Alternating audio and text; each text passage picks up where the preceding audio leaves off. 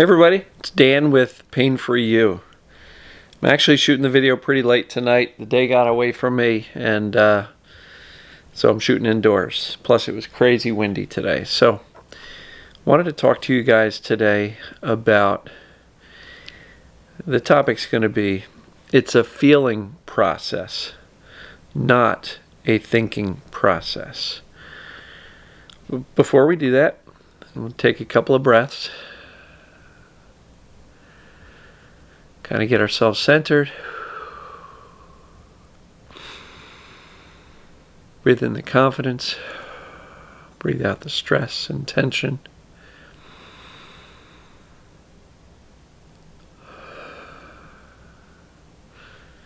All right. So, it is a feeling process, not a thinking process. And this really comes about from a lot of interactions with people, both in comments on Facebook and YouTube, as well as coaching calls. And on coaching calls, it's video-based calls. So sometimes I will, ask somebody, what kind of emotions they're going through, and they'll do this. And, they'll even use the word think. Well, I think I'm angry. All right. And, they'll talk about their journaling process and their emotional discovery and all that kind of stuff. And a lot of people will say, yeah, I can write for 20 minutes, but I don't really feel anything. So I think a lot of folks end up writing what they think they should be angry about, or should be sad about, or should be grieving about, or ashamed of, or guilty, or hurting about. And they're kind of thinking their way through it. And it is absolutely a feeling process, not a thinking process. So why does this happen? Well, many of us have learned as a kid that certain emotions are not cool, right? Growing up, we've either seen certain behaviors and expressions of emotions from our parents or siblings or family, neighbors, kids in school. We've all seen somebody get really angry. And at some point we kind of concluded that, wow, I never want to be like that. And so that can really start to set up a lifetime of repression, or at least conscious resistance. Like, I'm angry, but I don't want to do that. Right? You've heard me say it. I don't want to be like my angry father. That type of stuff. And so we've taught ourselves, or we've been programmed through our experiences, or the words that have been said to us. Don't be angry. That's not nice. Be nice to your brother or sister. We don't get angry here. Okay? Or God wouldn't want you to be angry. Or don't be sad. Don't be a big baby. Right? And so we've learned that emotions, at least the negative ones, are not cool. And look, even some of the happy ones, kids are bouncing off the walls, super happy, laughing and giggling, and parents will yell at them, hey, quiet down, stop acting like an idiot. So now all emotions are kind of tamped down and made to be bad. So a lot of us have learned to be somewhat emotionally neutral. And so, I can't tell you how many people I've talked to that are like, okay, how you doing with the emotional discovery? I don't know. I'm kind of neutral. Nothing's coming up. Or if it does, it'll kind of come up for the first month or so, and then I've run out of things to write about or talk about or think about or feel. And so it's a feeling process, not a thinking one. So if you sit down to journal, or if you sit down to do your emotional discovery and find that you're struggling and it's just kind of monotone, I'm just writing or thinking my way through it, that may be why you're not making too much progress, because we really need to feel the emotions. And people say, well, how am I supposed to feel the emotions? And I may make a little bit light of it sometimes. Like, hey, have you ever been pissed off? Do that. Have you ever been really sad? Do that, right? And I don't mean to do it. I don't mean to force yourself to feel something that's not there. The term I like is allow. Give yourself permission and allow yourself to feel. If there were no consequences, what would you really be feeling? Right? If nobody were to ever know how you're feeling, what would you be feeling? And if you could actually give yourself permission to acknowledge, even just to yourself, what are you feeling? What would that be?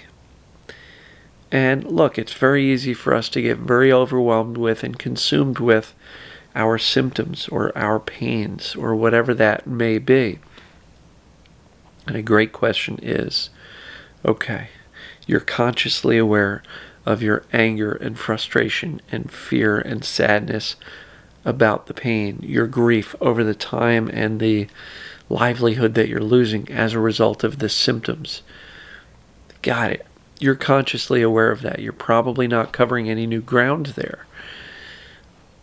What else is going on? What else is a great question? Assuming the pain and the symptoms were gone immediately, what else in your life are you not content with? What would you change if you could? What are the emotions surrounding those things? Right?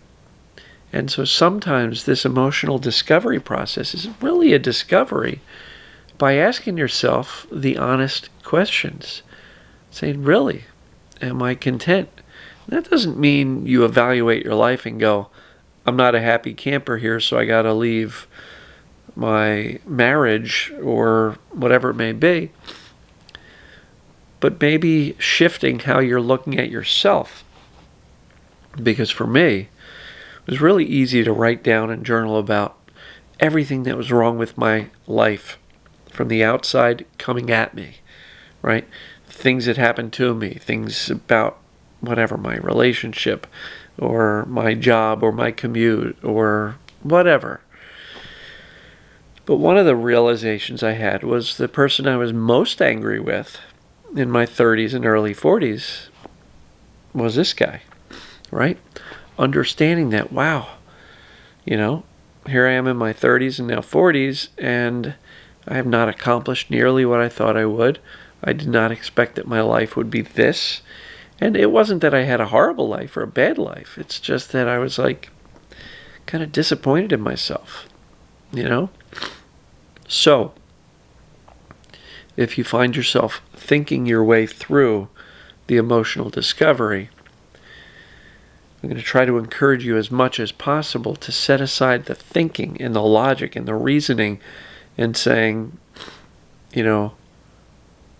I'm mad because this happened, but being monotone emotionally. You don't want to be neutral and monotone in this emotional discovery, because then you're really not discovering anything. You're just kind of thinking. Now, if we've got deep repression and it's hard for us to find these emotions, I do have a video called How to Reframe Your Emotions. And in that video, I ask you to define what does it mean about you if you feel a certain emotion. So for example, me, if I felt angry, it meant I'm like my asshole father. And I didn't want to be like that. So what do you think I do with anger?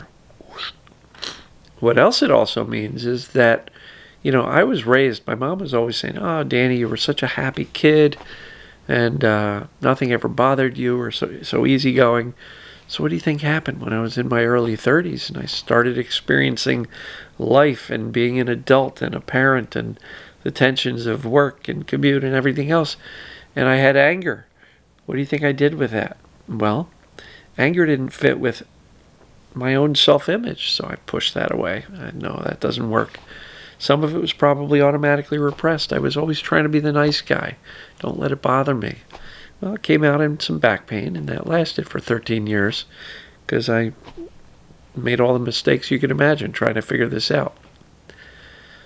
So, by defining what it means about you if you feel a certain emotion, like it means I'm crazy if I get into a rage. It means I'm out of control. It means I'm just like my dad. It just means I'm a bad person.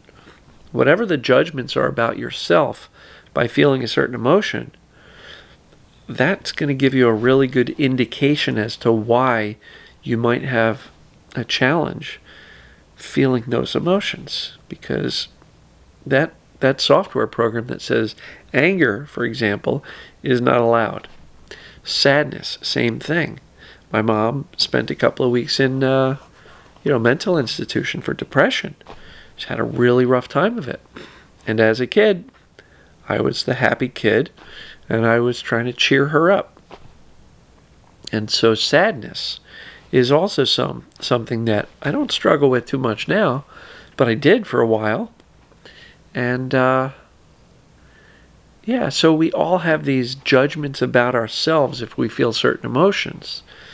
And I will encourage you to watch that video. It's called How to Reframe Your Emotions. I'll try to link it in the description. If I forget, ask me and I'll post it in a comment. But watch that video. And the good part about this is we get to reframe these meanings or these judgments. So what does it truly mean about me if I get angry or sad or feel shame or guilt or hurt? It means I'm a normal human, and so are you, right? These emotions are justified. They are normal. They make you human, and they don't really have a meaning. It's not like if I get angry that defines me as a person. It means I'm just angry. Something made me angry. It doesn't mean anything. It doesn't mean I'm a bad person. It doesn't mean I'm out of control. It doesn't mean I'm insane, right? So if you're struggling with the emotional discovery process and you find yourself kind of thinking your way through it and not feeling it, or coming up empty, that may be why. Because we may have such strong subconscious repression programs that our brain really doesn't want us to go there and feel them. So I will just encourage you that if you're going through the emotional discovery process monotone, you may want to reframe some things so it will allow you to open up that subconscious a little bit and open up that well of, that reservoir of rage, that, that well of emotions that we've kind of been pushing away for so long. And if you're coming up empty, well, here's the other thing. Many of us have, like for me, I journaled for 6 months and really wrote myself almost into a depression because all I was doing was focusing on the negative things in my life over and over and over again every single day, because I thought I should be doing that because that's kind of what we are told we're supposed to do.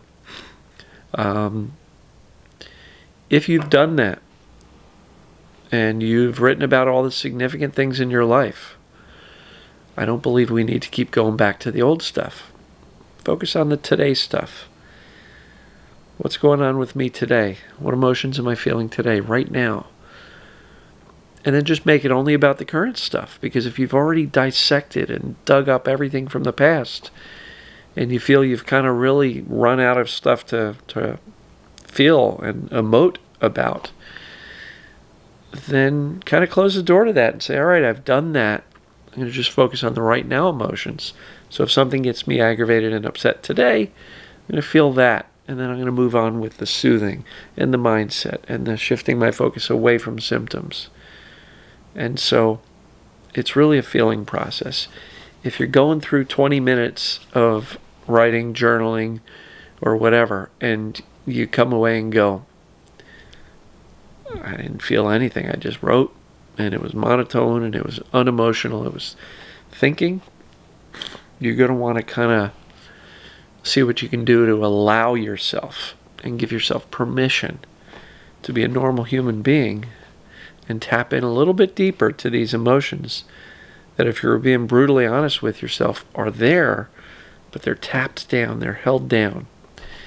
And so I hope this makes sense. It is a feeling process, not a thinking process. So let me know what your thoughts are. Do you struggle with feeling your emotions? Are you shoving them away and not feeling them? Are you coming up empty and neutral? Or are you the type that is very emotional and yet you still have your pain?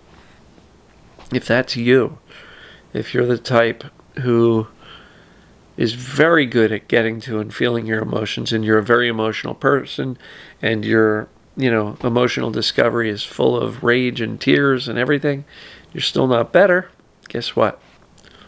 You're doing great there. But perhaps you're still too fixated on the symptoms or the pains.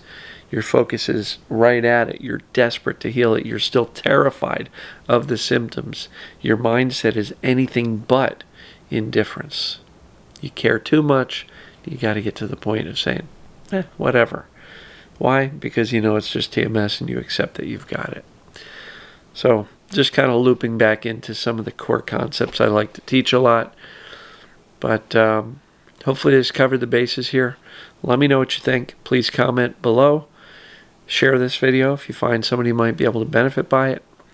And love you guys and gals. We'll talk to you in the next one.